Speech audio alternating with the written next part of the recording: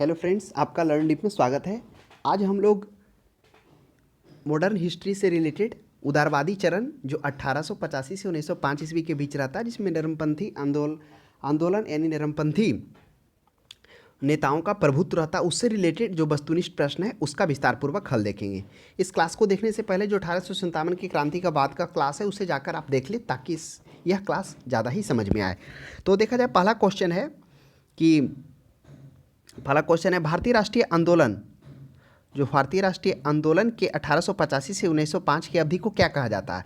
तो चूंकि हम लोग को पता है कि जो 1885 से 1905 का अवधि रहता है वह उदारवादी चरण रहता है, यानी जो नरमपंथी नेताएं रहते हैं उनका प्रभुत्व रहता है। और 1905 ईस्वी से 1919 ईस्वी यह क्या रहता है, गर्मपंथी नेताओं का प्रभुत्व रहता है, यानी उग्रवादी चरण, जिसमें गर्मपंथी जैसे देखा जाए लाल बाल पाल और अरविंद घोष, ये सब जैसे नेताओं का इसमें बोलबाला रहता है, उनका इस बीच ज़्यादा ही चर्चित रहते हैं। उसके बाद गांधी युग आता है जो 1919 ईस्वी से 1947 ईस्वी के बीच में कहलाता है। तो ध्यान में रखेंगे।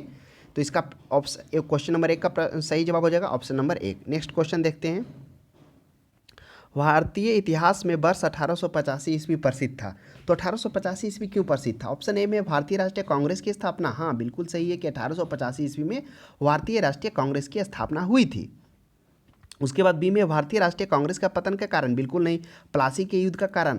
अब प्लासी का युद्ध का कारण करा आपको पता होना चाहिए। प्लासी का युद्ध 23 जून 1757 ईस्वी को होता है। और प्लासी के युद्ध का कारण क्या होता है, जो अलीनगर का संधि होता है 9 फरवरी कब को, शायद 9 फरवरी 1757 ईस्वी को होता है। और इसी 9 फरवरी 1757 ईस्वी में अलीनगर संधि में कहा जाता है कि जो किलेबंदी है वह अपना अपना करेगा, यानी तो इस किलेबंदी को लेकर, लेकिन फिर भी क्या होता है, अंग्रेज बात नहीं मानता है और वह क्या करता है, किलाबंदी करना स्टार्ट करता है और वह संधि को तोड़ता है। और इसी संधि को तोड़ने के बाद सिराजुद्दौला और इसके बीच, अंग्रेज के बीच युद्ध होता है, जो प्लासी के युद्ध के नाम से आना था। इस प्लासी के युद्ध में सिराजुद्दौला की हार होती है। और कारण क्या रहता है, अलीनगर का संधि इसलिए होता है कि जब क्या होता है, 1756 ईस्वी में जब सप्तवर्षीय युद्ध यूरोप में स्टार्ट हो रहा होता है, तो अंग्रेज और फ्रांस अपने अपने किलाबंदी करने लगते हैं। तो अंग्रेज अपनी किलाबंदी करने के साथ साथ में चंद्रनगर का भी किलाबंदी कर रहे होते हैं। तब नवाब के द्वारा मना किया जाता है और अंग्रेज नहीं मानता है।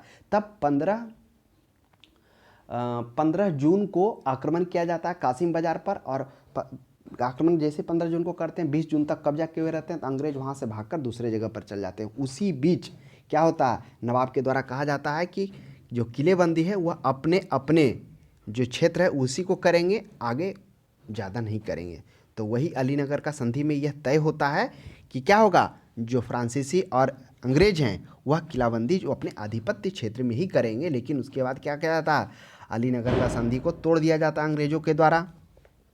और जैसे ही टूटता है तो उसमें फिर युद्ध होता है। इसमें कुछ जो रहते हैं कौन, ये सिराजुद्दौला के कुछ सेनापति जैसे मीर जाफर ये सपोर्ट कर देते हैं, उनकी मौसी घसीटी बेगम, फिर एक व्यापारी अमीन चंद्र, बैंकर जगह, ये सब बड़े बड़े लोग क्या करते हैं, अंग्रेज़ों को सपोर्ट कर देते हैं। और इसी कारण सिराजुद्दौला की हार होती है। और वही सिराजुद्दौला हारने के बाद कहाँ पहुँचता है, वह पहुँचता है अवध के नवाब शुजाउद्दौला के पास। और उस अवध के नवाब के पास वहाँ पर ऑलरेडी मुगल बादशाह शाह आलम द्वितीय भी प्रेजेंट होते हैं। और यह तीनों मिलकर अंग्रेजों के विरुद्ध युद्ध करने का नीति बना रहे होते हैं। तभी वह बात अंग्रेजों को पता चलता है और अंग्रेज भी पटना के निकट वहाँ बक्सर के पास पहुँचता है और युद्ध होता है। यह तीनों शासक कौन कौन, शाह आलम द्वितीय, शुजाउद्दौला और सिराजुद्दौला, तीनों के बीच और अंग्रेज के बीच, इसमें तीनों शासक की हार होती है और अंग्रेज की जीत होती है। और यही कहा जाता है कि जो वास्तविक प्रभुत्व अंग्रेजों का था यही बक्सर के युद्ध के बाद स्टार्ट होता है। जो कब होता है, बक्सर का युद्ध 22 अक्टूबर 1764 ईस्वी का होता है। तो ध्यान में रखेंगे, इसका सही जवाब हो जाएगा question number A. Next question number 3 देखेंगे। आधुनिक भारतीय में गोकुलदास तेजपाल संस्कृत महाविद्यालय क्यों प्रसिद्ध हुआ है? तो गोकुलदास तेजपाल जो मुख्य रूप से प्रसिद्ध है क्योंकि यहाँ पर क्या हुआ था, प्रथम अधिवेशन यही हुआ था भारतीय राष्ट्रीय कांग्रेस का। तो ऑप्शन ए में वही कह रहा, भारतीय राष्ट्रीय कांग्रेस का प्रथम अधिवेशन नहीं हुआ था, यह राइट है। अगला पढ़ते हैं, सुरेंद्र नाथ बनर्जी और दादा भाई नौरोजी इसके चार थे। बिल्कुल नहीं, ऐसा नहीं है। अगर सुरेंद्र नाथ बनर्जी की बात की जाती है तो जब भी कभी इंडियन सिविल सर्विसेज की बात आती है तो इनका नाम जरूर याद किया जाता है, क्योंकि इनसे रिलेटेड इन्होंने बहुत अथक प्रयास किया, बहुत इसमें सुधार लाने के लिए भी इन्होंने आंदोलन किया। जगह जगह भाषण दिए। तो आगे हम लोग को देखने को मिलेगा सुरेंद्रनाथ बनर्जी के बारे में। सी में एओ ह्यूम इसके प्रचार थे, नहीं, एओ ह्यूम तो ऑलरेडी इसके संस्थापक थे जो अवकाश प्राप्त सैनिक थे। नेक्स्ट क्वेश्चन देखेंगे 4 में, 1885 से 1905 के काल को भारतीय राष्ट्रीय आंदोलन में उदारवादी नेताओं का प्रभुत्व था, उनके आंदोलन का मुख्य ढंग क्या था। कह रहा है जो उदारवादी नेता थे यानी नरमपंथी नेता थे उनका क्या प्रभुत्व था। तो पहला है प्रतिगामी राष्ट्रवाद। तो प्रतिगामी का अर्थ ही होता है प्रतिकूल विपरीत। तो ऐसा नहीं था, जो नरमपंथी थे उनका क्या था, वह अपने बातों को संवैधानिक ढंग से रखना चाहते थे, वह अहिंसात्मक तरीकों का प्रयोग नहीं करना चाहते थे। जैसे क्या करना, आंदोलन करना। तो इस सब संवैधानिक आंदोलन को ऑप्शन नंबर बी सही होगा। सैद्धांतिक प्रजातंत्रीकरण की बात ही नहीं थी, तो ऑप्शन नंबर बी हो जाएगा। नेक्स्ट क्वेश्चन 5 में देखेंगे, भारतीय राष्ट्रीय कांग्रेस की पहली बैठक किस शहर में हुई। तो आइए, भारतीय राष्ट्रीय कांग्रेस की पहली बैठक, जो पहली बैठक होती है वह होती है कहाँ, वह मुंबई में होती है 1885 ईस्वी में। इस बात को ध्यान में रखेंगे। और दूसरा बैठक कहाँ होता है, मुंबई के बाद आ जाइए कोलकाता में दूसरा बैठक होता है। और तीसरा बैठक कहाँ होता है, तीसरा बैठक होता है मद्रास में। तो इस चीज़ को ध्यान में रखेंगे। और चौथा बैठक होता है इलाहाबाद में। तो हो गया 15 B number option. Question number 6 को देखते हैं, निम्नलिखित कांग्रेस नेताओं में से किसको भारत का महान वृद्ध व्यक्ति ग्रैंड ओल्ड मैन के नाम से जाना जाता है। तो आपको पता होना चाहिए, भारत का महान वृद्ध व्यक्ति ग्रैंड ओल्ड मैन दादा भाई नौरोजी के नाम से जाना जाता है।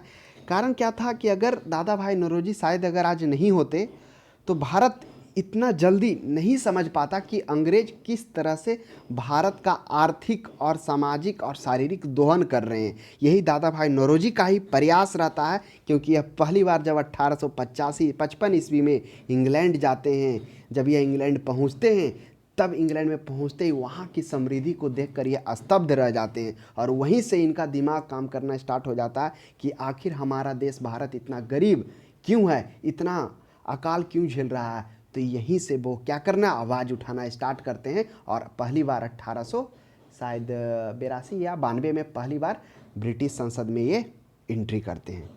तो आगे पढ़ने को मिलेगा, आगे भी इसकी चर्चा हम लोग करेंगे। नेक्स्ट क्वेश्चन है 7 में, किस गवर्नर जनरल के कार्यकाल के दौरान भारतीय राष्ट्रीय कांग्रेस बनी थी। तो कौन सा गवर्नर जनरल था, तो आपको पता होना चाहिए भारतीय राष्ट्रीय कांग्रेस की स्थापना 1885 ईस्वी में होता है।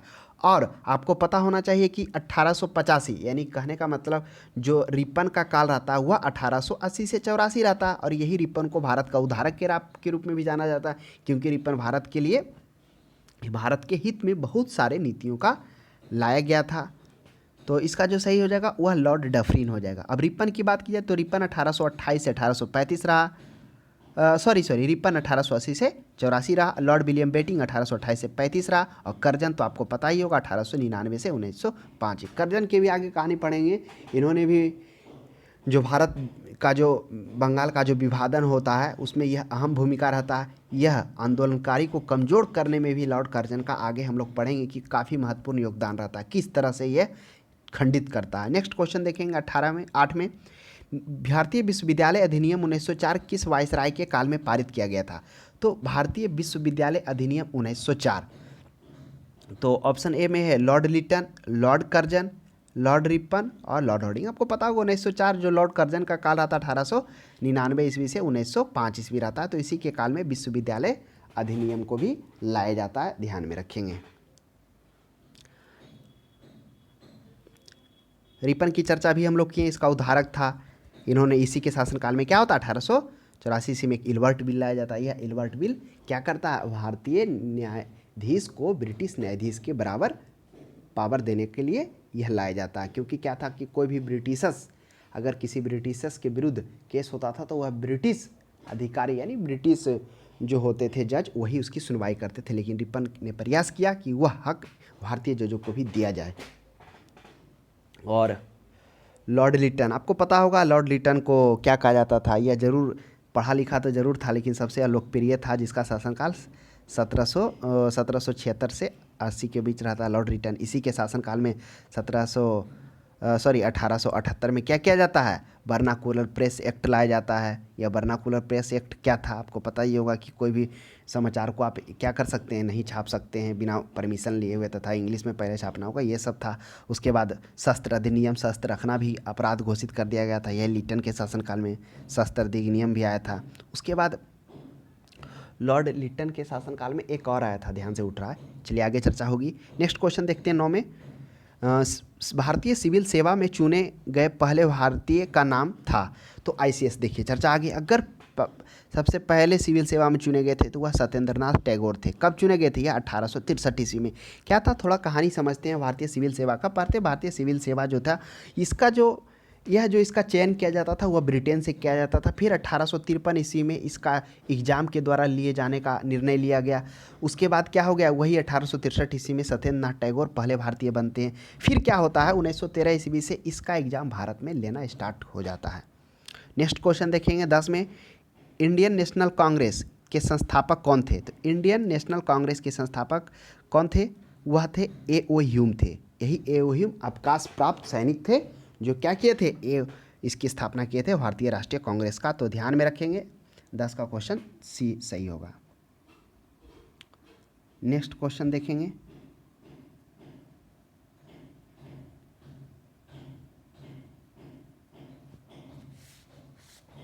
11 नंबर। 11 में क्या कह रहा है, हर्मिट ऑफ शिमला किसे कहा जाता है, तो हर्मिट ऑफ शिमला यह ए.ओ. ह्यूम को कहा जाता है। क्योंकि देखिए ए.ओ. ह्यूम को इसलिए कहा जाता है कि जो ए.ओ. ह्यूम थे, उन्होंने क्या किया, भारत को अधिकार दिलाने के लिए, भारत के पक्ष में बहुत सारे अधिकार को दिलाने के लिए उन्होंने भारत से बार बार ब्रिटेन गए। उसके भाई भारत के अधिकार को मांग करने के लिए वह कितने बार उनको इंग्लैंड जाना पड़ा था, इसलिए हर्मिट ऑफ शिमला के नाम से ए.ओ. ह्यूम को जाना जाता है। नेक्स्ट क्वेश्चन 12 में देखेंगे, वह कौन सा प्रथम भारतीय था जो ब्रिटिश संसद के लिए निर्वाचित हुआ था, तो अभी इसकी चर्चा कुछ देरी पहले किए थे कि वह प्रथम भारतीय दादा भाई नौरोजी थे जो पहली बार ब्रिटिश में क्या हुए थे, ब्रिटिश के लिए मतलब चुने गए थे, ब्रिटिश सांसद के लिए। तो ऑप्शन नंबर सी हो जाएगा 12 का। कब, लगभग 1892 ईस्वी में चुने गए थे, एक बार देख लीजिएगा आप भी। और यही दादा भाई नौरोजी रहते हैं जो पहली बार क्या होते हैं, वहाँ चुने जाते हैं और भारतीयों के विरुद्ध ये आवाज़ उठाते हैं कि क्या कर रहे हैं, वहाँ पर जो ब्रिटिशर्स हैं भारतीयों को क्या कर रहे हैं, शोषण कर रहे हैं, उनको प्रताड़ित कर रहे हैं और वहाँ से धन को ब्रिटेन में लाया जा रहा है। यही वहाँ आवाज़ उठाते हैं। तथा क्या होता है कि जब ये शुरू में आवाज़ उठाते हैं तो कोई भी संसद, जो मंत्रिमंडल रहता है, कोई भी संसद इनको सपोर्ट नहीं करता। फिर बाद में क्या करते हैं, बहुत सारे वहाँ भी एक एसोसिएशन का निर्माण करते हैं, जो आगे हम लोग देखेंगे, ईस्ट इंडिया शायद एसोसिएशन होता है। ये यही क्या करते हैं, वही ब्रिटेन में रहते हुए चलाते हैं। तो ध्यान में रखेंगे Dadabhai Naoroji. Next question 13 में देखेंगे कि निम्नलिखित कथनों पर विचार कीजिए। दादा भाई नौरोजी क्या थे, 3 बार भारतीय राष्ट्रीय कांग्रेस के अध्यक्ष चुने गए थे, ये तो बिल्कुल सही है। कब कब चुने गए थे, पहला 1886 में, दूसरा 1893 में, फिर 1906 ईस्वी में।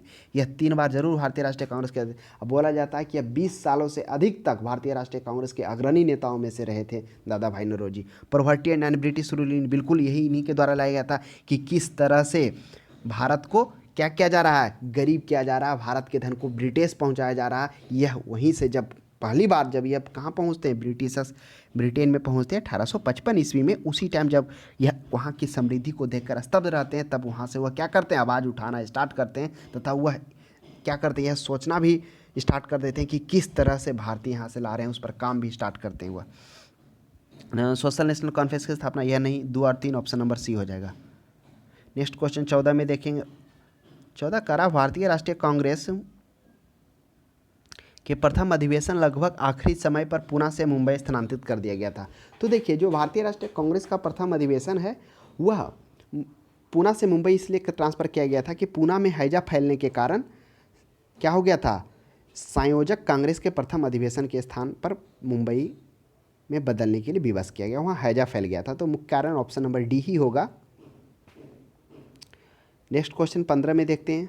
15 का रहा है कि a nation in the making नामक पुस्तक किसने लिखी।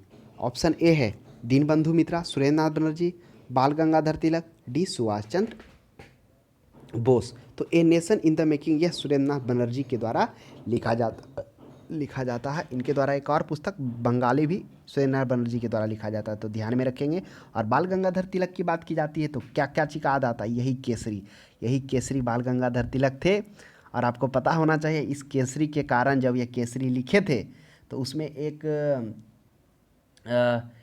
लिखे थे कि भारत का दुर्दशा करके एक शीर्षक वह केसरी के थ्रू निकाले थे, जिसके विरुद्ध 1897 ईस्वी में बाल गंगाधर तिलक को जेल भी जाना पड़ता है। और यह जेल के बाद वही जेल जाते हैं तो आंदोलन काफ़ी मोड़ ले लेता है वहाँ पर। यह भी प्रश्न पूछता है कभी कभी।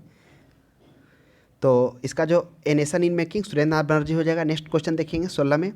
19वीं सदी के अंतिम चतुर्थांश में वह कौन सा तत्व था जिसने भारत में एक समान राष्ट्रीय दृष्टिकोण के उत्थान में एक महत्वपूर्ण भूमिका निभाई?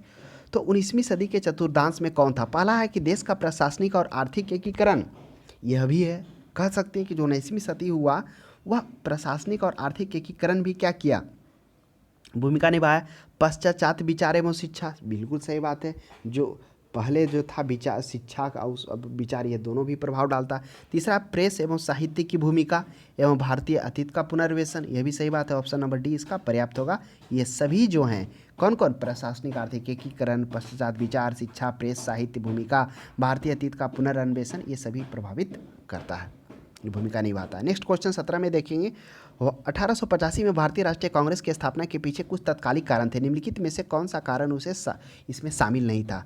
तो कह रहा है कि 1878 का शस्त्र अधिनियम, भारतीय भाषा प्रेस अधिनियम। हाँ, 1878 ईस्वी का शस्त्र अधिनियम लॉर्ड लिटन के द्वारा जरूर लाया जाता है, जिसमें भारतीय को शस्त्र रखना एक अपराध घोषित किया जाता है। हाँ, इसका जो कह रहा है कि जो 17 का यह प्रभावी कारण नहीं है। आगे पढ़ते हैं। 1780 से 1870 से 1880 का द्वितीय आंग्ल अफगान युद्ध। चलिए इसको रहने देते हैं, आगे ऑप्शंस पढ़ते हैं। 1877 में दिल्ली में आयोजित शाही दरबार जब संपूर्ण भारत में अकाल के चपेट में था। चलिए आगे देखते हैं।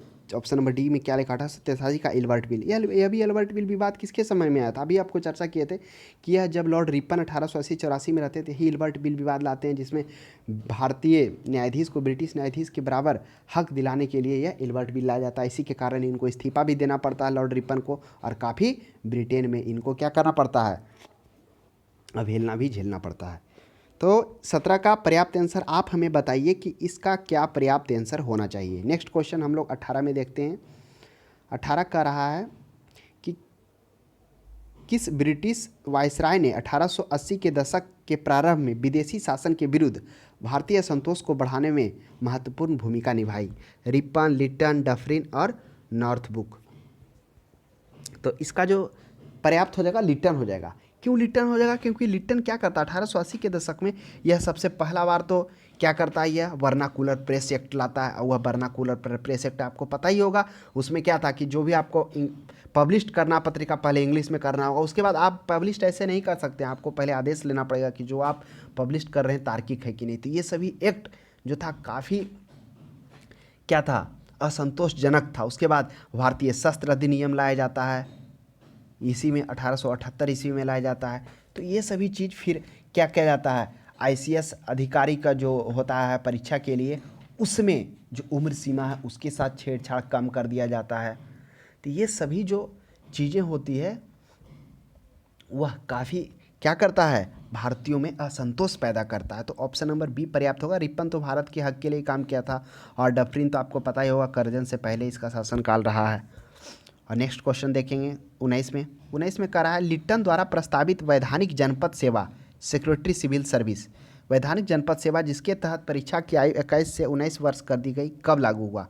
कह रहा है लिटन के द्वारा जो 21 वर्ष से 19 वर्ष अभी चर्चा किए वह कब लागू हुई? 1978 ईस्वी में लॉर्ड लिटन के द्वारा क्या किया जाता है, जो आईसीएस में इंडियन सिविल सर्विसेज की जो उम्र सीमा होता है उसके साथ घटाकर 19 कर दिया जाता है। अगला देखेंगे 20 में इल्बर्ट बिल विवाद किस वायसराय के गुलाम? अभी आपको बताए थे इल्बर्ट बिल विवाद क्या था। यह इल्बर्ट बिल विवाद था कि क्या करना, जो भारतीय न्यायाधीश थे दोनों को बराबर करने की बात थी। यानी जो क्या था कि जो अब मान लेते हैं कि कोई ब्रिटिशर्स है तो उसके ऊपर जो मुकदमा चलता था वह ब्रिटिश जज ही उसकी सुनवाई करते थे, लेकिन रिपन ने इस बिल के माध्यम से यह अधिकार भारतीय न्यायाधीशों को देने का प्रयास किया कि वे भारत में भी रहकर ब्रिटिश न्यायाधीशों पर भी मुकदमा की सुनवाई कर सकते हैं।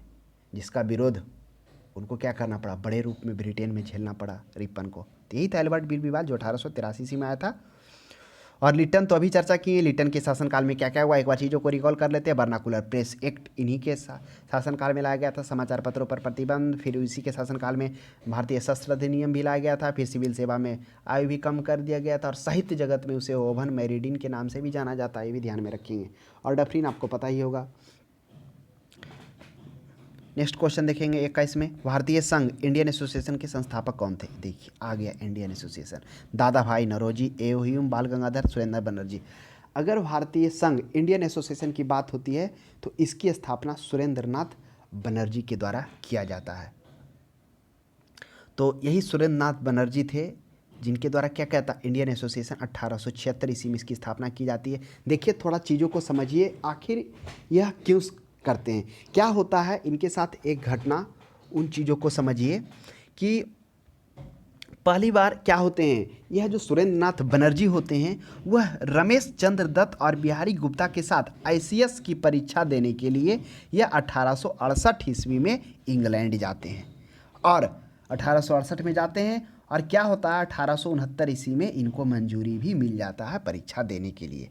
उसके बाद क्या घटना होता है कि इनके साथ कुछ उम्र सीमा को लेकर विवाद हो जाता है, जिसके कारण यह 1869 में एग्जाम नहीं दे पाते हैं। कौन, सुरेंद्रनाथ बनर्जी, रोक लग जाता है। फिर यह अपील करते हैं, फिर यह लगे रहते हैं, तो फिर इनको जाकर 1871 ईस्वी में मंजूरी मिलता है, पास होते हैं और ये सिलेक्ट भी होते हैं। और एक इनके साथ फिर एक अहम घटना क्या होता है कि 1871 ईस्वी में जैसे ही यह मजिस्ट्रेट नियुक्त होते हैं, बनते हैं, तब उनके बाद साथ एक नस्लीय भेदभाव का क्या लग जाता है, आरोप लगता है, जिसके कारण उनको बर्खास्त कर दिया जाता है। तो कभी कभी यह भी प्रश्न पूछा जाता है कि वह कौन इंडियन सिविल सर्विसेज थे, आईसीएस के अधिकारी थे जिनको अंग्रेजों के द्वारा बर्खास्त किया गया था। तो सुरेंद्रनाथ बनर्जी ही वह व्यक्ति थे। तब क्या होता है कि बर्खास्त कर दिया जाता है। फिर यह इसके विरुद्ध वह क्या करते हैं, इसको लेकर वह इंग्लैंड जाते हैं। कब, 1874 से 1874 से 75 वो इंग्लैंड में रुकते हैं। फिर भी उनको कुछ क्या होता है, उनके पक्ष में रिजल्ट नहीं आता है। तो वही 75 में जब भारत में आते हैं, वो 1876 में वो इंडियन एसोसिएशन की स्थापना करते हैं। और इस इंडियन एसोसिएशन का मुख्य जो कार्य होता है वही होता है इंडियन एसोसिएशन में उसके जो नियम कानून है, नस्लीय भेदभाव, यही सबको सुधार को लेकर वह आवाज़ उठाते हैं सुरेंद्रनाथ बनर्जी। फिर देखिए आगे आगे वो आते हैं, प्रोफेसर भी बनते हैं, स्कूल में टीचिंग भी करवाते हैं। तो इस तरह से ऑप्शन नंबर डी होगा। आगे चर्चा होगी इनकी। 22 में देखा जाए, भारतीय राष्ट्रीय कांग्रेस की अध्यक्षता किसने की थी। तो भारतीय राष्ट्रीय कांग्रेस की अध्यक्षता ऑप्शन ए में गणेश अगरकर, बाल गंगाधर तिलक, दादा भाई नौरोजी, फिरोज शाह मेहता। तो भारतीय राष्ट्रीय कांग्रेस की बोला जाता है अध्यक्षता इस चारों में से ऑप्शन सी होगा, दादा भाई नौरोजी। दादा भाई नौरोजी क्योंकि आपको भी चर्चा किए थे कि यह सबसे लंबे समय तक, लगभग 20 सालों से अधिक तक यह क्या किए थे, भारतीय राष्ट्रीय कांग्रेस के अग्रणी नेताओं में से चुने जाते थे। 3 बार यह भारतीय राष्ट्रीय कांग्रेस के अध्यक्ष भी बने थे। कब कब बने थे, 1886 में, 1893 में, 1906 ईस्वी में। आगे आगे देखते हैं, भारतीय राष्ट्रीय कांग्रेस में निम्न में से किसको नरम दलीय नेता के तौर पर नहीं जाना जाता है। देखिए लाल बाल पाल, तो बाल गंगाधर तिलक, दादा भाई नौरोजी, गोपाल कृष्ण गोखले, एमडी रनाडे। तो नरम दलीय बाल गंगाधर तिलक नरम दलीय नेता नहीं थे, वह गरम दल के नेता थे। दादा भाई नौरोजी, एमजी रनाडे, गोपाल कृष्ण गोखले, ये सब नरम दल के थे। नेक्स्ट क्वेश्चन देखेंगे, भारतीय राष्ट्रीय कांग्रेस की स्थापना की गई थी, कब की गई थी। यह 1885 ईस्वी में किया गया था भारतीय राष्ट्रीय कांग्रेस की स्थापना, जिस समय डफरिन का शासनकाल होता है। नेक्स्ट क्वेश्चन देखेंगे 25 में, निम्न में से कौन नरमपंथी में नहीं थे। और देखिए गोखले जी नरमपंथी जी, आरसी दत्त, नरसी डब्ल्यूसी बनर्जी, लेकिन बाल गंगाधर तिलक नरमपंथी नहीं थे। नेक्स्ट क्वेश्चन देखेंगे 26 में, भारतीय राष्ट्रीय कांग्रेस के संस्थापक थे, कौन थे। तो आपको भी हम बताए थे जो असैनिक सेवा थे वही क्या थे, भारतीय राष्ट्रीय कांग्रेस के संस्थापक एओह्यूम थे जो अवकाश प्राप्त थे। नेक्स्ट क्वेश्चन देखेंगे 27 में, अधिकतर नरमपंथी नेता थे, क्या थे भाई, ग्रामीणों से, शहरी क्षेत्रों से, दोनों ग्रामीण एवं शहरी दोनों क्षेत्रों से। देखिए जो अधिकतम नरमपंथी नेता थे वह कहाँ से थे, वह शहरी क्षेत्र से थे। क्योंकि आपको हम बता दें कि जो अधिकतम नरमपंथी नेता थे वह उच्च परिवारों से बिलोंग करते थे, समझे। इसीलिए क्या था कि वह शहरी क्षेत्र से आते थे। तो इस चीज़ में ध्यान में रखेंगे कि क्या थी यह, सभी सामाजिक के उच्च वर्गों से थे, वे अंग्रेजी में शिक्षित थे और शिक्षित भी वो अंग्रेजी में थे और सोचते थे कि उनकी जायज़ मांगे सरकार स्वीकार कर लेगी। इनका भी ऐसा था कि अगर वो जायज़ मांगेंगे तो सरकार उनकी मांगे को स्वीकार कर लेगी। तो आपको यह ध्यान में रखना होगा कि जो अधिकतर नरमपंथी नेता थे वह कहाँ थे, वह शहरी क्षेत्र से थे। नेक्स्ट देखेंगे 28 में 1905 में बंगाल विभाजन किस वायसराय 1905 में बंगाल विभाजन किस वायसराय ने किया। तो आप बंगाल का विभाजन देखिए, 28 में बंगाल विभाजन की बात होती है। तो बंगाल का विभाजन किया जाता है लॉर्ड कर्जन के द्वारा। क्या होता है बंगाल विभाजन के पीछे क्या कहानी रहता है कि राष्ट्रीय लक्ष्यों और तरीकों को प्रभावित करने और राष्ट्रीय आंदोलन को दिशा बदलने में यह जो बंगाल का विभाजन होता है वह सबसे महत्वपूर्ण और प्रभावकारी भूमिका निभाता है। कौन, यही लॉर्ड कर्जन और बंगाल का विभाजन। क्योंकि उस समय बंगाल सबसे बड़ा प्रांत था, बिहार उड़ीसा तथा वह ढाका भी इसी में आता था। बोला जाता उस समय बंगाल की जो आबादी थी लगभग 7 करोड़ 80 लाख थी, काफ़ी बड़े मात्रा में थी, सोच लीजिए। और बंगाल में आंदोलन भी बहुत मजबूत था। तो ये सभी जो कारण होता है बंगाल विभाजन कर्जन के द्वारा में किया जाता है। और कर्जन यहाँ पर स्पष्ट कर देता है, स्पष्ट घोषणा कह देता है, क्या कर देता है, कह देता है कि भारतीय महत्वपूर्ण पदों को संभालने के लायक नहीं है। तो इसलिए, और उनका एक जो ब्रिटिशर्स का जो ऑफिशियल क्या आता अपडेट आता वह कहता है कि भारत का ये विभाजन बंगाल का इसलिए किया गया ताकि यहाँ का प्रशासनिक देख रेख में असुविधा होती थी, उसी के लिए यहाँ पर क्या किया गया है, उसका विभाजन कर दिया गया है। तो बोला जाता है कि अगर ये शायद बंगाल का विभाजन नहीं होता तो भारत को आज़ादी कहीं ना कुछ और पहले ही मिल जाता। क्योंकि यह जो बंगाल का विभाजन करने के बाद जिस तरह से लोगों में फूट डालो राज करो का नीति अंग्रेज़ों ने अपनाया तथा वह क्या क्या यहीं से उत्पन्न होता है एक तरह से हिंदू मुस्लिम, यह भी चाहता है कि क्या करे, सांप्रदायिक तनाव भी यहाँ पर लाना चाहता है हिंदू मुस्लिम को लेकर। तो यह जो बंगाल विभाजन था यह लॉर्ड कर्जन के ही शासनकाल में किया जाता है। और यही जब बंगाल विभाजन होता है तो इसी के एवज में भंग यानी बंगाल को भंग जो किया गया था उसी का आंदोलन भी किया जाता है। फिर इसी के लिए स्वदेशी में बहिष्कार आंदोलन भी चलता है जिसका 1905 ईस्वी में गोपाल कृष्ण गोखले के द्वारा समर्थन भी किया जाता है। तो आगे इसकी चर्चा करेंगे। 29 में है निम्नलिखित में से उनके संगठन के आधार पर क्रमवार सजाइए। आइए कौन कौन सबसे पहले आया था। ऑप्शन ए में है बॉम्बे एसोसिएशन, उसके बाद है मद्रास महाजन सभा, उसके बाद है इंडियन एसोसिएशन, उसके बाद है इंडियन लीग। तो ये सभी जो चीज़ें हैं संगठन है यह भारतीय राष्ट्रीय कांग्रेस के स्थापना से पहले था, ये सभी हैं। तो ये कुछ ध्यान रखिएगा जो कांग्रेस की स्थापना की कुछ राजनीतिक संस्थाएं थी। तो बॉम्बे एसोसिएशन का हेड क्वार्टर बॉम्बे था, मद्रास महाजन सभा का हेड क्वार्टर मद्रास था, इंडियन एसोसिएशन का कहाँ था, इंडियन एसोसिएशन भूल गए, आगे देखते हैं। उसके बाद है इंडियन लीग, तो इंडियन लीग का कहाँ था ध्यान में नहीं, आप देख लीजिएगा। तो कह रहा है कि क्रमवार सजाइए। तो बॉम्बे एसोसिएशन कब आया था और मद्रास महाजन सभा, तो मद्रास महाजन जो सभा था मद्रास एसोसिएशन मद्रास महाजन सभा, यह शायद लगता है 1852 ईस्वी में था। तो संगठन को क्रमवार सजाना है।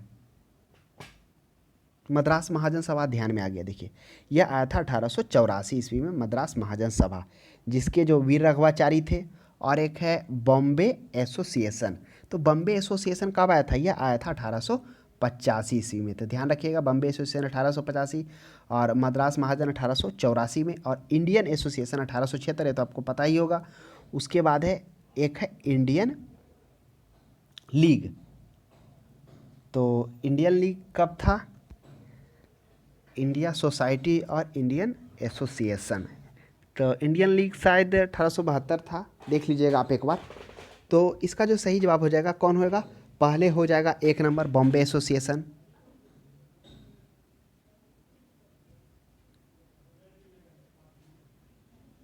क्रमवार सजाइए।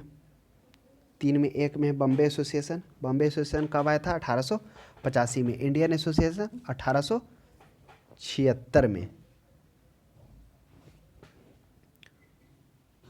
उसके बाद महाजन सभा 1884 में। तो इसका आप आंसर देख लीजिएगा आप क्या होना चाहिए, इसका जवाब आप कमेंट बॉक्स में दिए। नेक्स्ट क्वेश्चन देखेंगे 30 में। भारतीय राष्ट्रीय कांग्रेस के प्रथम अधिवेशन मुस्लिम प्रेसिडेंट्स थे। कौन थे मुस्लिम प्रेसिडेंट्स? तो ए में है अब्दुल कलाम आज़ाद, बी में रफ़ी अहमद किदवई, एम ए अंसारी, बदरुद्दीन तैयब जी। तो भारतीय राष्ट्रीय कांग्रेस का प्रथम मुस्लिम अध्यक्ष यही बदरुद्दीन तैयब जी होते हैं, जो कांग्रेस का अधिवेशन कब करते हैं? तृतीय अधिवेशन 1887 ईस्वी में, जो मद्रास में होता है, वहीं इसकी करते हैं बदरुद्दीन तैयब जी। तो ध्यान में रखेंगे 1887 से मद्रास अधिवेशन किया जाता है, बदरुद्दीन तैयब जी के द्वारा ही किया जाता है, प्रथम मुस्लिम अध्यक्ष होते हैं। नेक्स्ट क्वेश्चन देखेंगे, ब्रिटिश हाउस ऑफ कॉमन्स का चुनाव जिस भारतीय नेता ने लड़ा हुआ कौन थे? यही थे ब्रिटिश हाउस ऑफ कॉमन्स का चुनाव लड़े थे कौन? दादा भाई नौरोजी। तो ध्यान में रखेंगे Dadabhai Naoroji British House of Commons का चुनाव लड़े थे। नेक्स्ट क्वेश्चन देखेंगे, किसने कहा था कि कांग्रेस पतन के लिए लड़खड़ा रही है? मेरी सबसे बड़ी अभिलाषा है कि जब तक मैं भारत में हूँ कांग्रेस को शांतिपूर्वक समाप्ति में सहयोग करना होगा। तो यह जो वक्तव्य था यह लॉर्ड कर्जन का था। लॉर्ड कर्जन का था कि इसका कहना था कि कांग्रेस लड़खड़ा रही है और मेरी यह अभिलाषा है कि मैं जब तक यहाँ हूँ इसको नष्ट होता हुआ देखूं। और लॉर्ड डफरिन का कर्तव्य क्या था? हाँ, लॉर्ड डफरिन का भी एक इसके द्वारा बोला गया था कि यह क्या है, यह एक मतलब सूक्ष्मदर्शी संस्था है, संभ्रांत लोगों की संस्था, यह डफरिन का कहना था। नेक्स्ट क्वेश्चन देखेंगे 33 में। 33 कह रहा है, 33 में है कि भारतीय राष्ट्रीय कांग्रेस 1905 के बनारस अधिवेशन के अध्यक्ष कौन थे? तो भारतीय राष्ट्रीय कांग्रेस के 1905 के बनारस अधिवेशन के अध्यक्षता कौन किए थे? यही गोपाल कृष्ण गोखले किए जाते हैं। यह मुख्यतः थोड़ा सा चर्चित इसलिए है क्योंकि 1905 ईस्वी में क्या होता है, बंगाल विभाजन भी होता है, और यह बंगाल विभाजन होने के बाद क्या होता है, इसके विरुद्ध बंग भंग आंदोलन चलता है, तथा इस आंदोलन को रोकने के लिए क्या किया जाता है, एक मैत्री दिवस भी मनाया जाता है। क्योंकि क्या होता है, बंगाल विभाजन का घोषणा 16 अक्टूबर 1905 को यह लागू कर दिया जाता है और होता है 20 जुलाई 1905 ईस्वी को। तो 20 जुलाई को उधर बंगाल विभाजन का निर्णय होता है। 7 अगस्त को टाउन हॉल में एक क्या होता है, बैठक भी होता है, जिसमें बहिष्कार का प्रस्ताव को स्वीकृत किया जाता है कि हम लोग बहिष्कार करेंगे कि नहीं हो, फिर भी लेकिन वह तो घोषणा लागू हो जाता है 16 अक्टूबर 1905 ईस्वी को। तो उसके बाद रविन्द्रनाथ टैगोर के द्वारा मैत्री दिवस राखी दिवस के रूप में भी मनाया जाता है, यही 16 अक्टूबर को। उसके बाद क्या हो जाता है कि इसमें स्वदेशी तथा बहिष्कार आंदोलन किया जाता है। इसमें यह जोड़ दिया जाता है कि स्वदेशी का मतलब देश में उत्पादित वस्तुओं का इस्तेमाल करना, और बहिष्कार का मतलब क्या हो गया, जिसका संबंध ब्रिटिश शासन से हो।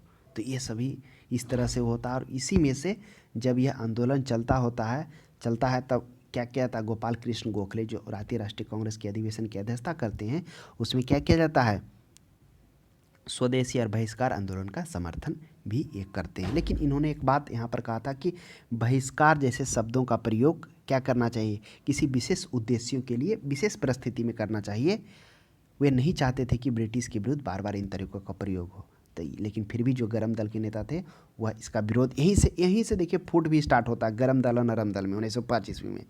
क्योंकि यह जो गरम दल चाहता है कि इसको क्या करें, मतलब पूरे क्षेत्र में लागू हो। यह जो आंदोलन था बहिष्कार और स्वदेशी का, इतना मतलब बढ़ गया था कि लोग दुकान पर जा के सबको मना कर रहे थे कि ब्रिटिश सामान नहीं खरीदिए, और जो खरीदता था उसको भी वह समझाते थे कि यह सामान नहीं लीजिए, विदेशी वस्तुओं का इस्तेमाल करिए।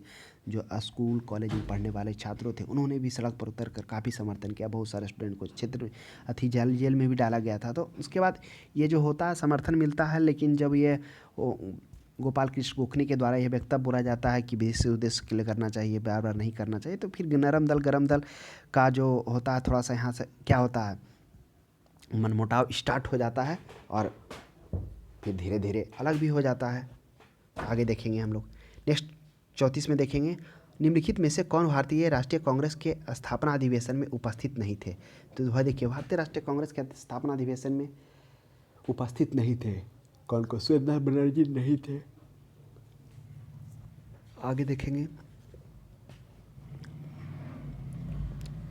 दादा भाई नौरोजी थे, सुब्रमण्यम अय्यर, जस्टिस राणे, ये सभी थे, लेकिन सुरेंद्र बनर्जी नहीं थे, क्योंकि सुरेंद्र बनर्जी ऑलरेडी 1876 ईस्वी में इंडियन एसोसिएशन की स्थापना कर रहे थे, वह उसका लीड गाइड कर रहे थे, उसके प्रचार प्रसार जगह जगह भाषण भी दे रहे थे। 35 में देखा जाए, भारतीय राष्ट्रीय कांग्रेस के पहले अध्यक्ष कौन थे? तो भारतीय राष्ट्रीय कांग्रेस के पहले अध्यक्ष कौन थे? वह डब्ल्यू.सी. बनर्जी थे, जो 1885 ईस्वी में मुंबई में किया गया था, जो प्रथम अधिवेशन में मात्र 72 प्रतिनिधि भाग लेते हैं और जो दूसरा होता है उसमें लगभग 450 भाग लेते हैं। नेक्स्ट क्वेश्चन देखा जाए 36 में, भारत के पहले लोक संघ land holder society, land holder society, यह जो लैंड होल्डर सोसाइटी था यह मुख्यतः जमींदारी रिलेटेड था, जमींदारी संघ था। यह कब लाया गया था? यह 1838 ईस्वी है, 38, हाँ 1838 ईस्वी में द्वारकानाथ टैगोर के द्वारा लाया गया था, ध्यान में रखेंगे। उसके बाद करा 37 में, लैंड होल्डर सोसाइटी की स्थापना किसके कल्याण के लिए की गई थी? इसमें लैंड होल्डर सोसाइटी मुख्यतः जमींदारों के कल्याण के लिए ही यह लैंड होल्डर सोसाइटी जमींदारी संघ लाया गया था। कब? 1838 ईस्वी में, इसको ध्यान में रखेंगे, द्वारकानाथ टैगोर के द्वारा। नेक्स्ट क्वेश्चन देखेंगे 38 में, दादा भाई नौरोजी 1866 में ईस्ट इंडिया एसोसिएशन की स्थापना कहाँ किए थे? आपको बता दें, दादा भाई नौरोजी जो ईस्ट इंडिया एसोसिएशन, यही ईस्ट इंडिया एसोसिएशन होता है जब क्या होते हैं, दादा भाई नौरोजी ब्रिटेन जाते हैं और ब्रिटेन में उसकी समृद्धि को देखकर स्तब्ध रहते हैं, तब वह वहीं से आवाज़ उठाना स्टार्ट करते हैं कि ब्रिटिशर्स भारतीयों के साथ अन्याय कर रहे हैं, वह उसका शोषण कर रहे हैं और वहाँ के धन को यह ब्रिटिश ब्रिटेन में ला रहे हैं। वहीं से वह करना स्टार्ट करते हैं और वह क्या होते हैं, जो बहुत सारे वहाँ के नेता को, बहुत सारे लोगों को वह अपने पक्ष में भी करते हैं और वहीं पर ब्रिटेन में क्या करते हैं, ईस्ट इंडिया एसोसिएशन का स्थापना करते हैं लंदन में। तो ऑप्शन नंबर ए सही होगा। 39 में देखेंगे, 1870 में पूना सार्वजनिक सभा की स्थापना किसने की थी? तो 1870 में पूना सार्वजनिक सभा की जो स्थापना है वह किनके द्वारा की गई थी? ऑप्शन ए में गोपाल कृष्ण गोखले, महादेव गोविंद रानाडे, बाल गंगाधर तिलक, उपरोक्त में से सभी। तो इसका जो सही जवाब हो जाएगा 39 का, यह हो जाएगा महादेव गोविंद रानाडे, इन्हीं के द्वारा पूना सार्वजनिक सभा लॉन्च किया गया था। इसके जो रानाडे थे और एक और थे गणेश वासुदेव जोशी थे, जो 1870 ईस्वी में किया गया था। इसका हेडक्वार्टर ऑलरेडी पूना में था। नेक्स्ट क्वेश्चन देखेंगे 40 में, करा निम्नलिखित कथनों पर विचार कीजिए। भारतीय राष्ट्रीय कांग्रेस का प्रथम अधिवेशन कलकत्ता में हुआ, बिल्कुल सही बात है। कलकत्ता में हुआ नहीं, मुंबई में हुआ था प्रथम अधिवेशन, दूसरा कलकत्ता में हुआ था। उसके बाद देखा जाए, भारतीय राष्ट्रीय कांग्रेस का दूसरा अधिवेशन दादा भाई नौरोजी, बिल्कुल सही बात है, जो 1886 में होता है, दादा भाई नौरोजी करते हैं। तथा यह दो और अन्य कांग्रेस का अधिवेशन में भाग लेते हैं, वह कौन कौन है? 1893 में और 1906 में। उसके बाद तीसरा पढ़ते हैं, भारतीय राष्ट्रीय कांग्रेस तथा मुस्लिम लीग दोनों ने लखनऊ में 1916 में अधिवेशन किया तथा लखनऊ समझौता समझा। तो यह भी सही बात है कि 1916 ईस्वी में कांग्रेस और मुस्लिम लीग क्या होते हैं? एक होते हैं, गरम दल नरम दल। तो उपरोक्त 2 और 3 हो जाएगा सही। नेक्स्ट क्वेश्चन देखते हैं 41 में। 41 कह रहा है कि 1800 निम्नलिखित में से किस एक ने सन 1875 में हाउस ऑफ कॉमन्स एक याचिका प्रस्तुत करते हुए ब्रिटिश संसद में भारत के प्रत्यक्ष प्रतिनिधित्व की मांग की थी? यही थे दादा भाई नौरोजी। क्या करते हैं कि 1875 ईस्वी में हाउस ऑफ कॉमन्स में याचिका प्रस्तुत करते हुए ब्रिटिश संसद में भारत के प्रत्यक्ष निर्वाचित प्रतिनिधित्व की मांग करते हैं, लेकिन वह मना कर दिया जाता है।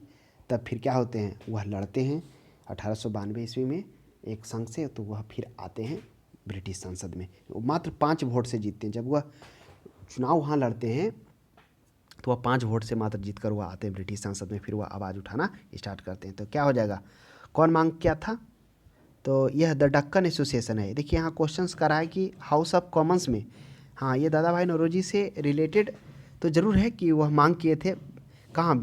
ब्रिटेन में भारत के प्रत्यक्ष। लेकिन उसके बाद यहाँ पर क्वेश्चंस कर रहा है कि हाउस ऑफ कॉमन्स में याचिका प्रस्तुत करने के लिए ब्रिटिश संसद ने प्रत्यक्ष प्रतिनिधि मांग किए थे। यह Deccan the D Deccan association, 41 number हो जाएगा इसका सही।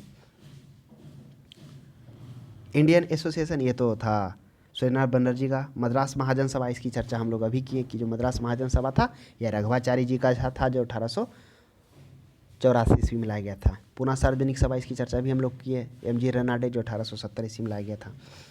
42 में देखा जाए, निम्नलिखित भारतीय नेताओं में से कौन एक ब्रिटिश द्वारा इंडियन सिविल सर्विसेज से बर्खास्त किए गए थे? आइए अब आ गया वही चर्चा जिसकी हम लोग कर रहे थे। यही थे सत्येंद्रनाथ टैगोर, सुरेंद्र नाथ बनर्जी थे, जो क्या किए गए थे?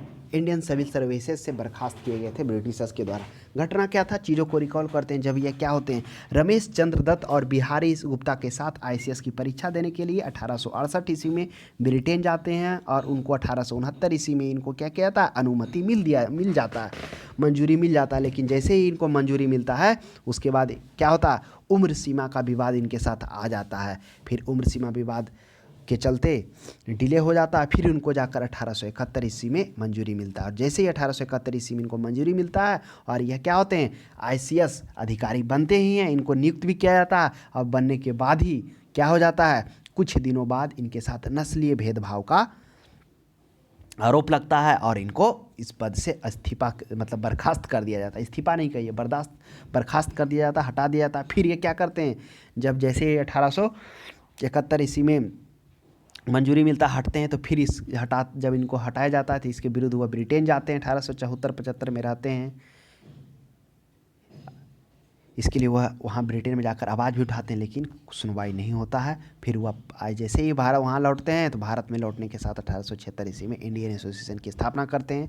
वह लौटते हैं तो शिक्षक भी होते हैं, प्रोफेसर भी नियुक्त होते हैं स्कूल कॉलेज में, तो यह भी ध्यान में रखेंगे। उसके बाद वह अपने इस तरह से जो भेदभाव था आईसीएस परीक्षा में, जो इस तरह से कमियां थी, उसको यह आवाज़ उठाना स्टार्ट करते हैं इंडियन एसोसिएशन के माध्यम से। तो कोई प्रश्न ये भी कभी कभी पूछता है।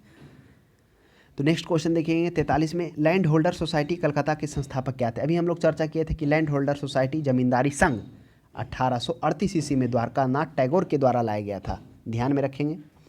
ऑप्शन 44 में सूची 1 को सूची 2 के साथ मिलान कीजिए। देखिए सूची 1 और सूची 2 है, चीज़ों को ध्यान से पढ़िएगा। कह रहा है कि सूची 1 में संस्था है और सूची 2 में स्थापना वर्ष है। तो ये जो संस्था है, जैसे British Bengal British India Society, Madras Native Association, Poona Sarvajanik Sabha, Indian association, ये सभी भारतीय राष्ट्रीय कांग्रेस के स्थापना होने के पूर्व की संस्था है। जैसे बंगाल ब्रिटिश सोसाइटी, यह क्या है, इसका भी बंगाल ब्रिटिश सोसाइटी का हेडक्वार्टर कोलकाता रहा था। उसके बाद मद्रास नेटिव सोसाइटी, इसका भी हेडक्वार्टर कहाँ रहा था, मद्रास रहा था।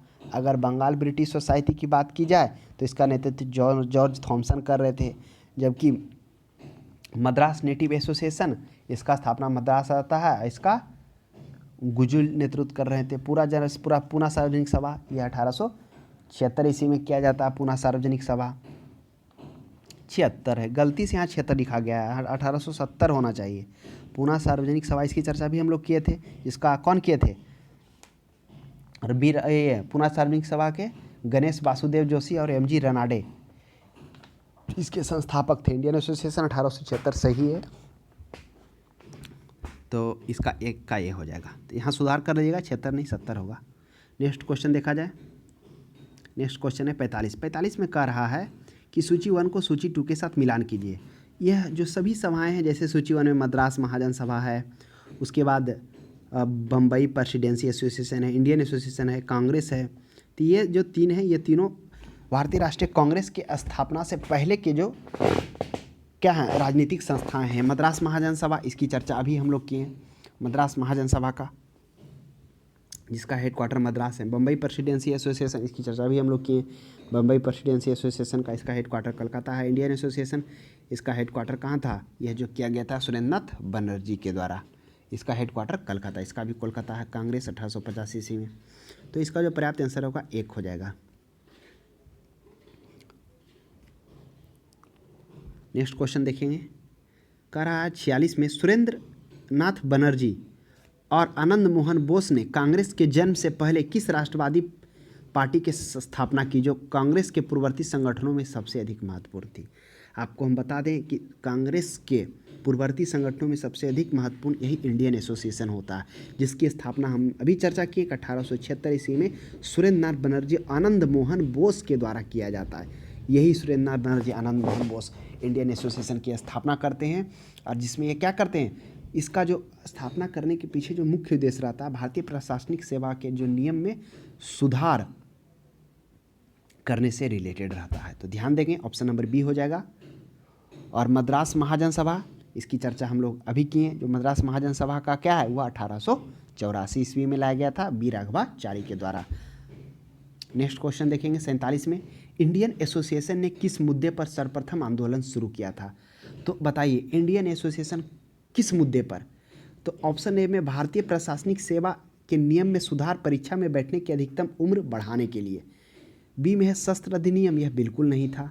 जमींदारी प्रताड़ित, बिल्कुल नहीं था। अंग्रेजों के चाय की खेती के लगाए गए मजदूरों के दयनीय स्थिति, बिल्कुल नहीं। तो ऑप्शन नंबर ए हो जाएगा, क्योंकि इंडियन एसोसिएशन की स्थापना 1876 ईस्वी में सुरेंद्र नाथ बनर्जी और किया जाता है वीर रघुवंश इसके द्वारा, एक और थे, कौन थे, मोहन बोस के द्वारा, आनंद मोहन बोस के द्वारा। तो इनका जो स्थापना के पीछे मुख्य उद्देश्य यही रहता है, प्रशासनिक सेवा में सुधार तथा उम्र सीमा को बढ़ाने को लेकर किया जाता है। और इसकी कहानी भी हम लोग चर्चा की कि स्थापना कैसे होता है, क्यों होता है, क्या कारण होता है। 48 में देखेंगे, इंडियन एसोसिएशन द्वारा कलकत्ता में आयोजित अखिल भारतीय राष्ट्रीय सम्मेलन कब हुआ? देखिए इंडियन एसोसिएशन द्वारा कलकत्ता में आयोजित एक अखिल भारतीय सम्मेलन होता है, वह कब होता है? वह 1884 ईस्वी में होता है। तो आप चीज़ों को ध्यान में रखेंगे कि इंडियन एसोसिएशन की स्थापना जो भारतीय राष्ट्रीय कांग्रेस का होता है वह कब होता है? वह 1884 नहीं, 1883 होना चाहिए। देख लीजिएगा आप, क्या होगा, 1883 ही होगा। नेक्स्ट क्वेश्चन देखेंगे 49 में, भारतीय राष्ट्रीय कांग्रेस के साथ इंडियन एसोसिएशन कब विलय हो गया? देखिए क्या होता है कि जब भारतीय राष्ट्रीय कांग्रेस की स्थापना होती है तो इंडियन एसोसिएशन, दोनों के जो क्या होते हैं विचार मिलते जुलते हैं, क्योंकि इंडियन एसोसिएशन की जो स्थापना होती है उसमें भी हुआ क्या करते हैं, जो सुरेंद्र नाथ बनर्जी होते हैं वह जो बंगाल का जो बाद में बंगाल विभाजन होता है उसका भी वह विरोध करते हैं। यानी उससे पहले जो क्या होते हैं, जो ब्रिटिश का जो इस तरह से नीति था, फूट डालो राज करो, उसके बाद बहुत तरह तरह के जो शोषक नीतियाँ थे उसके विरुद्ध इस इंडियन एसोसिएशन जो सुरेंद्र नाथ बनर्जी का था उसके विरुद्ध वो आवाज़ उठाते हैं और वह बहुत जगह भाषण भी देते हैं और आंदोलन भी करते हैं अहिंसात्मक ढंग से। तो इसलिए दोनों का जो मिलता जुलता था, इसलिए बोला जाता है कि भारतीय राष्ट्रीय कांग्रेस से पहले उसके जैसा कौन था, तो वही इंडियन एसोसिएशन था। तो यह 49 वाला क्वेश्चंस का वह कब मिलता है भारतीय राष्ट्रीय एसोसिएशन में? वह मिलता है 1886 ईस्वी में विलय हो जाता है भारतीय राष्ट्रीय कांग्रेस में इंडियन एसोसिएशन। नेक्स्ट क्वेश्चन देखेंगे, सूची 1 को सूची 2 से मिलान के लिए। सूची 1 में है कांग्रेस के उद्गम संबंधी मत, बी में है प्रतिपादक। तो कह रहा है कि रहस्यमय उद्गम, थियोसोफिस्ट की स्थापना, डफरिन के षड्यंत्रकारी दिमाग की उपज, सुरक्षा कपट का सिद्धांत। ये कहा गया था कांग्रेस का उद्गम संबंधी, जब कांग्रेस को जब स्थापना हुई थी तो उसके संबंध में विभिन्न व्यक्तियों के द्वारा जो विभिन्न वक्तव्य बोला गया था उनका मिलान करने का रहा है। अब ऑप्शन नंबर 1 में है रहस्यमयी उद्गम। तो इसका जो यह कौन कहा था रहस्यमयी उद्गम की बात? यह पटाभी सीतारामैया के द्वारा कहा जाता है, थियोसॉफिकल सोसाइटी एनी बेसेंट। फिर डफरिन के द्वारा एक यहाँ पर बोला जाता है कि यह क्या है, संभ्रांत लोगों का संगठन है और षड्यंत्रकारी दिमाग की उपज है। यह डब्ल्यू.सी. बनर्जी के द्वारा कहा जाता है। डब्ल्यू.सी. बनर्जी कहते हैं कि डफरिन का यह षड्यंत्रकारी दिमाग की उपज है। उसके बाद लाला लाजपत राय इनको सुरक्षा कपट का सिद्धांत देते हैं। तो ऑप्शन नंबर ए हो जाएगा। चीज़ों को ध्यान में रखिएगा। एक कामन में करा सूची 1 का सूची 2 के साथ सुमेलित कीजिए। सूची 1 में पुस्तक है और सूची 2 में लेखक हैं। तो देखिए इकामन में करा history of Indian national Congress, यह किनके द्वारा लिखा गया था? बिल्कुल पटाभी सीतारामैया के द्वारा ही लिखा गया था। How India fought for freedom, Annie Besant के द्वारा लिखा गया था। कॉमन भी लिखा गया था इनके द्वारा। India today RC. दत्त के द्वारा 1857, एस.एन. सेन के द्वारा लिखा गया था। आपको पता होना चाहिए 1857 के क्रांति का जो होता है इसको लिखने के लिए पहले किन्हीं और को भी दिया जाता है, लेकिन वह नहीं लिखते, फिर एस.एन. सेन को दिया जाता है। तो कौन व्यक्ति थे जिनको पहले यह ऑप्शन दिया जाता है उनको लिखने के लिए, उनका नाम आप कमेंट बॉक्स में दें। नेक्स्ट क्वेश्चन देखा जाए 52 में, भारतीय राष्ट्रीय कांग्रेस के प्रथम सत्र की बैठक में कितने प्रतिभागियों ने भाग लिया था? तो भारतीय राष्ट्रीय कांग्रेस के प्रथम सत्र की बैठक में 72 और द्वितीय जब होता है तो उसमें बोला जाता है कि 450 लोगों ने भाग लिया था द्वितीय में। और इसी द्वितीय में इंडियन एसोसिएशन क्या होता है, मिल जाता है। नेक्स्ट क्वेश्चन देखा जाए 53 में, निम्नलिखित में से किसने भारतीय राष्ट्रीय कांग्रेस की अध्यक्षता 2 बार की थी? तो आपको बता दें कि भारतीय राष्ट्रीय कांग्रेस की अध्यक्षता 2 बार, ये जो सभी हैं ब्रिटिशर्स हैं, तो वेडवर्न के द्वारा किया जाता है 2 बार। तो कुछ ऐसे ब्रिटिशर्स हैं जो भारतीय राष्ट्रीय कांग्रेस के अध्यक्ष बने थे। एक तो जॉर्ज यूले बने ही थे जो प्रथम अंग्रेज थे 1800 कब में 1887 1888 में चौथा में जो इलाहाबाद में होता। फिर वेडवर्न बने। फिर एक और व्यक्ति हैं अल्फ्रेड बेव, यह भी क्या होते हैं कांग्रेस का अध्यक्ष चुने जाते। एक और व्यक्ति है हेनरी कॉटन, यह भी क्या होते हैं, ये सब ब्रिटिशर्स हैं जो भारतीय राष्ट्रीय कांग्रेस के अध्यक्ष बने थे, हेनरी कॉटन। नेक्स्ट क्वेश्चन देखेंगे 54 में। 54 कह रहा है कि किसने ब्रिटिश शासन एक अस्थायी बढ़ता हुआ तथा लगातार बढ़ता हुआ विदेशी आक्रमण है जो धीरे धीरे सही मगर पूरे देश को नष्ट कर देगा, यह पहला बार किनके द्वारा कहा गया था? यही दादा भाई नौरोजी के द्वारा गया था। क्योंकि दादा भाई नौरोजी जिस तरह से वह इंग्लैंड में गए थे, वहाँ की समृद्धि को देखकर वह स्तब्ध हुए थे। उसके बाद से वह आवाज़ उठाना तथा इस चीज़ों को समझना, गंभीरता से उसको लिए और यह चीज़ को आवाज़ उठाने लगे। ब्रिटेन के साथ साथ भारत में भी यहाँ के लोगों को जागरूक करने लगी कि किस प्रकार से ब्रिटिशर्स भारतीय धन को ब्रिटेन लेके जा रहा है, भारत का शोषण कर रहा है। तो ऑप्शन नंबर ए हो जाएगा। 55 में होगा निम्नलिखित में से किसने एक सार्वजनिक भाषण में राष्ट्रीय आंदोलन पर हमला किया तथा उसे जनता के एक बहुत सूक्ष्म भाग का प्रतिनिधित्व बताकर हंसी उड़ाई? तो यह जो है, जो यही माइक्रोस्कोपिक माइनॉरिटी कहकर कौन कहा था? जनता का सूक्ष्म भाग है। तो यह जो वक्तव्य बोला गया था यह डफरिन के द्वारा कहा गया था। और कर्जन के क्या द्वारा किया गया था? कर्जन के द्वारा कहा गया था कि लड़खड़ाती हुई संस्था है, मेरी यह दिलो इच्छा है कि मैं इसे नष्ट होते हुए देखूं भारत में।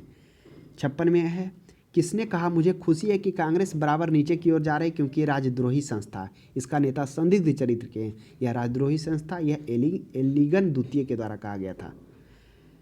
और डफरिन के द्वारा अभी हम लोग चर्चा किए कि सूक्ष्मदर्शी संस्था कहकर कहा गया था। कर्जन के द्वारा कहा गया था कि लड़खड़ाती हुई संस्था, मेरी ये दिलो इच्छा है कि इसे नष्ट होता हुआ देखूं।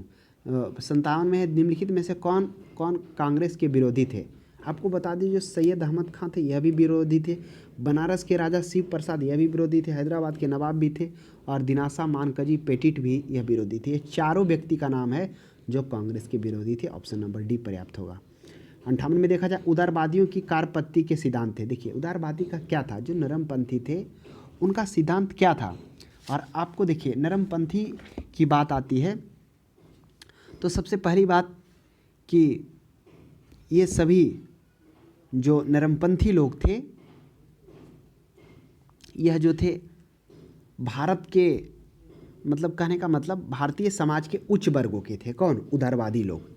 वे अंग्रेजी में शिक्षित थे और वे सोचते थे कि उनकी मांगे जायज़ रहेगी तो सरकार स्वीकार कर लेगी, इसलिए वह प्रार्थना, याचना और विरोधी का क्या करते थे? सिद्धांत अपनाते थे। कभी कभी प्रश्न यह भी पूछ दिया जाता है कि जो उदारवादी नेता थे वह मुख्यतः कहाँ से बिलोंग करते थे, ग्रामीण से, शहर से या दोनों से? तो इसका सही जवाब हो जाएगा शहर से। क्यों? क्योंकि जितने भी जो नरमपंथी नेता थे वह क्या थे? भारतीय समाज के उच्च वर्गों के थे, वह अंग्रेजी में शिक्षित थे, इसलिए वह सोचते थे कि उनकी जायज़ मांगे सरकार स्वीकार कर लेगी।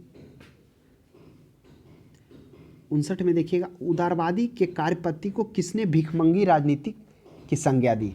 यह भिखमंगी राजनीति को संज्ञा यही उग्रवादी देते हैं कि इस तरह से याचना करने से, प्रार्थना करने से क्या होगा? भारत को आज़ादी नहीं मिलेगा। वही उग्रवादी जो गर्मपंथ के रहता है वही नरमपंथी को कहते हैं।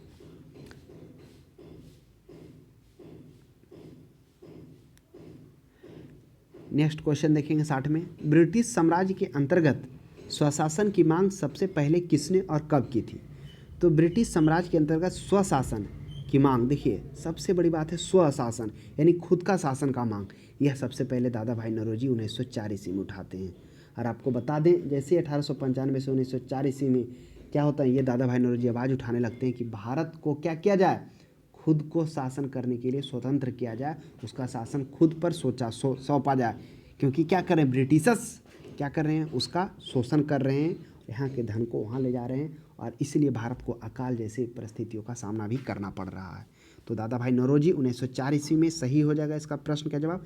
गोपाल कृष्ण गोखले 1905, अगर गोपाल कृष्ण गोखले 1905 की बात आती है तो एक ही बात याद आता है कि 1905 में क्या होता है, बंगाल का विभाजन होता है और इस विभाजन के बदले बंग भंग आंदोलन स्टार्ट होता है और उसी में क्या क्या जाता है, बहिष्कार जैसे उद्देश्यों को स्वीकार किया जाता है, बहिष्कार किया जाता है, पूरे जगह जगह पर जाकर लोग जमा होकर ब्रिटिश से सामान खरीदने के लिए मना करते हैं, दुकानों पर खड़ा होकर अनुरोध करते हैं कि ब्रिटिश से सामान नहीं लीजिए और स्वदेशी सामान मतलब देश का जो उपयोग, देश का सामान है उसको उपयोग करने के लिए जोर दिया जाता है। तो यही जो बहिष्कार और स्वदेशी था इसको समर्थन गोपाल कृष्ण गोखले देते हैं, लेकिन उन्होंने एक वाक्य भी यहाँ पर बोलते हैं कि इस बहिष्कार जैसे उद्देश्यों को, शब्दों का प्रयोग किसी विशेष उद्देश्य से किसी विशेष प्रयोजन के लिए किया जाना चाहिए, ब्रिटिशर्स के खिलाफ बार बार इसका प्रयोग नहीं किया जाना चाहिए। तभी गर्मपंथी क्या होते हैं और गर्म दल के नेता होते हैं इसको व्यापक बनाना चाहते हैं, इसको पूरे देश भर में फैलाना चाहते हैं। तो यहीं से क्या होता है, फिर गर्म दल और नरम दल के बीच क्या होता है, दोनों के बीच मनमुटाव स्टार्ट होता है, जिसको 1806 ईस्वी में देखने को मिलता है कि उधर गर्म दल रास बिहारी बोस को बनाना चाहते हैं और यह गर्म दल जो इधर होते हैं, गर्म दल होते हैं, नरम दल होते हैं, वह किनको बनाना चाहते हैं,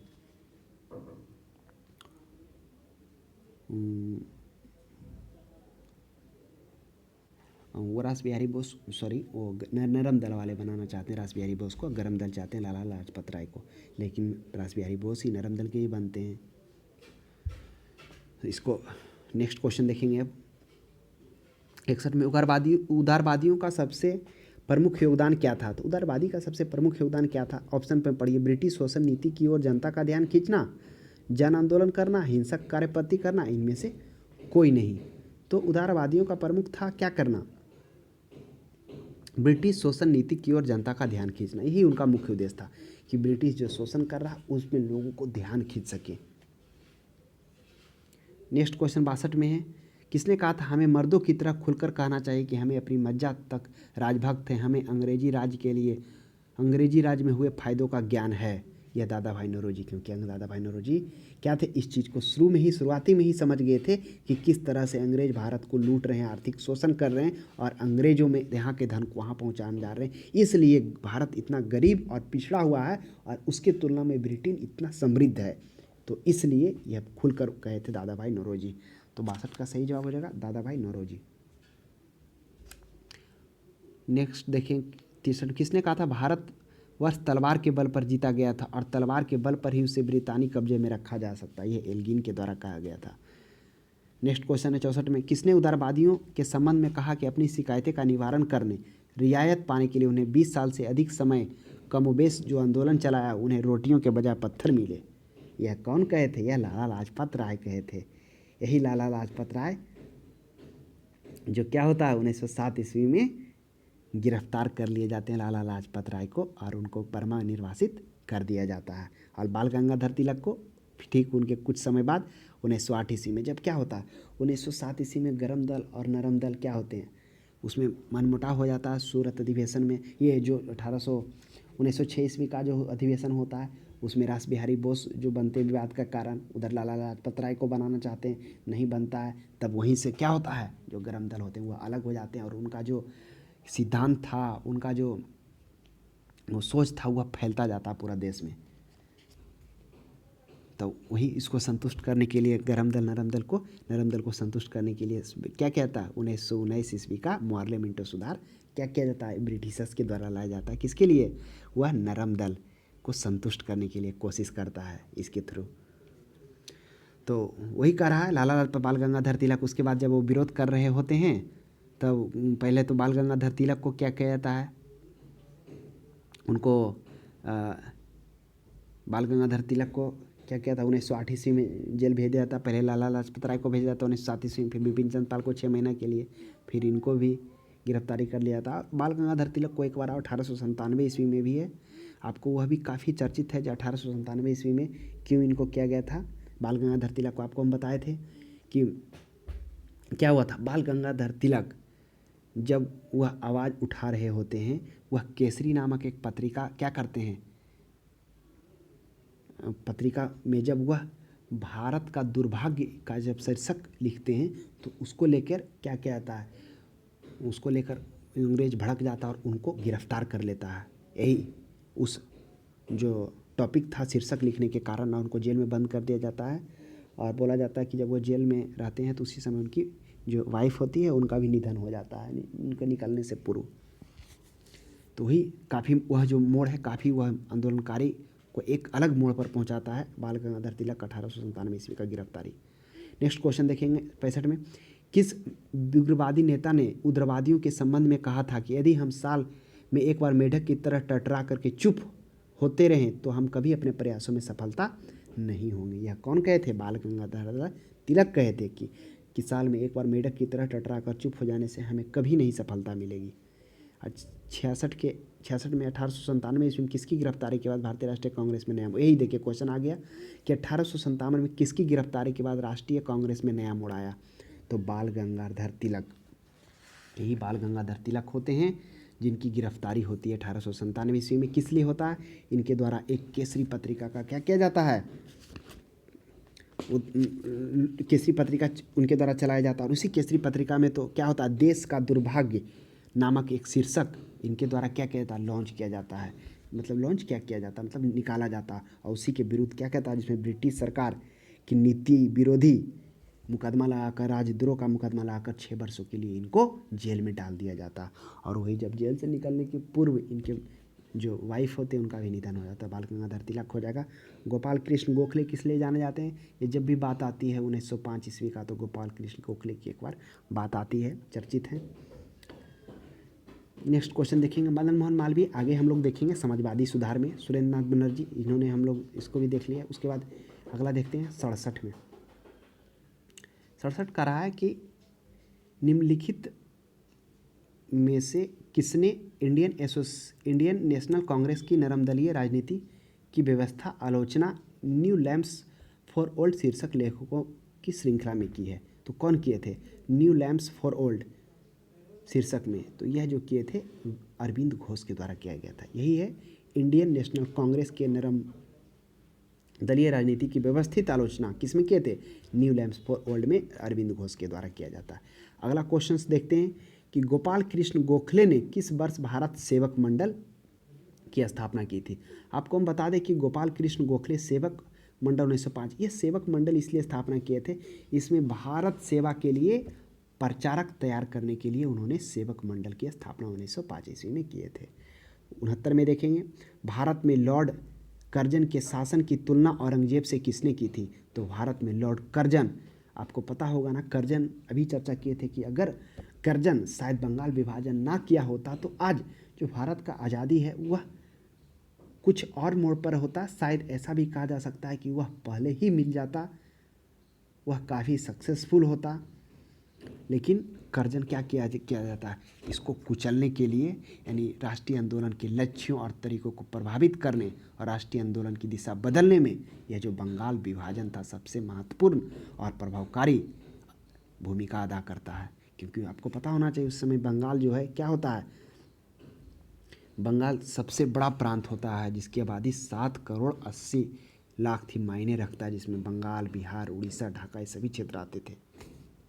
जैसे ये विभाजित किया, स्कैटर्ड आंदोलन जो था वो थोड़ा कमज़ोर हो गया, तो इसका संबंध क्या हो जाएगा, लॉर्ड कर्जन ने औरंगजेब से किया है।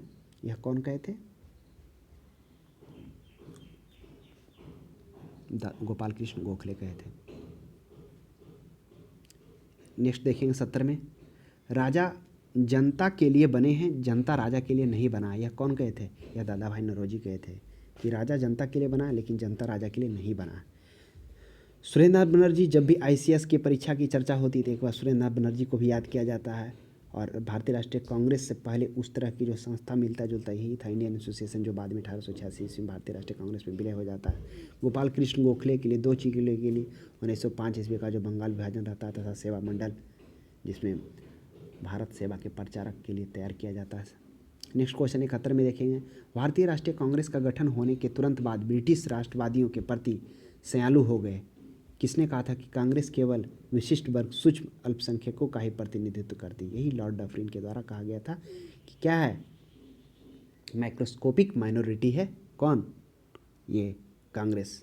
और कर्जन के द्वारा क्या कहा गया था कि मेरी यह दिलो इच्छा है कि ये लड़खड़ाते हुए नीचे की ओर गिर रहा है उसे देखने की, कर्जन के द्वारा कहा गया था, वो भी पूछा जाता है। तो इस तरह से हम लोगों ने जो 1885 से 1905 ईस्वी का जो उदारवादी नेताओं का प्रभुत्व रहता है, किस तरह से उसमें भारतीय राष्ट्रीय कांग्रेस की स्थापना होती है, किस तरह से जो नरमपंथी रहते हैं वह बढ़ चढ़कर हिस्सा लेते हैं भारत को आंदोलन करने में, तो उसका हम लोगों ने यहाँ पर विस्तारपूर्वक हल देखा। आशा करते हैं आपको समझ में आया होगा, अच्छा लगा होगा। तो हमारे क्लास को देखने के लिए धन्यवाद। अब हम लोग अगले क्लास में मिलते हैं।